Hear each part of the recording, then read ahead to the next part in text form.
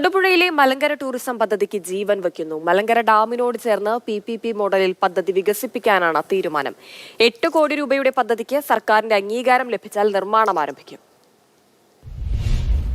11 kilometre നീളത്തിൽ പരന്നുകിടക്കുന്ന മലങ്കര ജലാശയത്തിനു ചുറ്റും tourism പദ്ധതിക്ക് തറക്കല്ലിടുന്നത് 2010-ലാണ്. മലമ്പുഴ മോഡൽ മലങ്കരയിൽ എന്നായിരുന്നു പ്രഖ്യാപനം. എൻട്രൻസ് പ്ലാസയുടെ അടക്കം നിർമ്മാണം പൂർത്തിയാക്കിയെങ്കിലും ഫയർ NOC ലഭിക്കാത്തതിനാൽ പദ്ധതി എങ്ങും എത്തിയില്ല. കുട്ടികളുടെ പാർക്ക് മാത്രമായി മലങ്കര ടൂറിസം പദ്ധതി ഒതുങ്ങുകയായിരുന്നു. കഴിഞ്ഞ 15 വർഷമായി മുടങ്ങിക്കിടക്കുന്ന പദ്ധതി സ്വകാര്യ പങ്കാളിത്തത്തോടെ പുനരുജ്ജീവിപ്പിക്കാനാണ് ഇപ്പോഴത്തെ നീക്കം. 10-ലേറെ പേർ താൽപര്യമറിയിച്ച് DTPCയെയും ജലസേചന വകുപ്പിനെയും സമീപിച്ചിരുന്നു. ഇതിൽ 8 കോടി രൂപയുടെ പദ്ധതിക്ക് DTPCയും MVIPയും തത്വത്തിൽ അംഗീകാരം നൽകിയിട്ടുണ്ട്. ഇനി സംസ്ഥാന സർക്കാരിന്റെ അംഗീകാരം ലഭിക്കണം. PPP മോഡലിലൊരു പ്രപ്പോസൽ പോയിരിക്കുകയാണ്. ബോട്ടിങ് എല്ലാം ഉൾപ്പെടെ അതിപ്പം ഗവൺമെന്റ് പെൻഡിങ് ആണ്. ഞാൻ ടേക്കപ്പ് ചെയ്യാം എന്നാണ് എനിക്ക് റെഫറൻസ് നമ്പർ കിട്ടിയത്. ജലസേചന പദ്ധതിയായതിനാൽ ഇന്ധനം ഉപയോഗിക്കുന്ന ബോട്ടുകൾക്ക് അനുമതി നൽകാൻ കഴിയില്ല.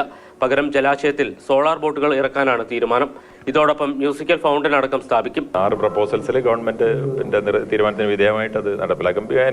അത് വളരെ ജില്ലയിൽ ടൂറിസം ഡിപ്പാർട്ട്മെന്റും DTPC നടത്തുന്ന പല പദ്ധതികളും PP മോഡലിൽ വളരെ സക്സസ്ഫുൾ ആയിട്ട് പോകുന്നുണ്ട്. ഫയർ NOC കിട്ടണമെങ്കിൽ ഒരു ഓവർഹെഡ് ടാങ്ക് വേണമെന്നുള്ളതുണ്ട്. അതും ഈ PPPന്റെ കമ്പണന്റിലുണ്ട്. പക്ഷെ അത് വളരെ അത്യാവശ്യമാണെങ്കിൽ അല്ലാതെ തന്നെ അത് പെട്ടെന്ന് ടേക്കപ്പ് ചെയ്യാൻ പറ്റുമെന്നാണ് തോന്നുന്നത്. എൻട്രൻസ് പ്ലാസയ്ക്ക് ഫയർ NOCയും കെട്ടിട നമ്പറും ലഭിക്കുന്നതിന് ജില്ലാ ഭരണകൂടം ഇടപെടും.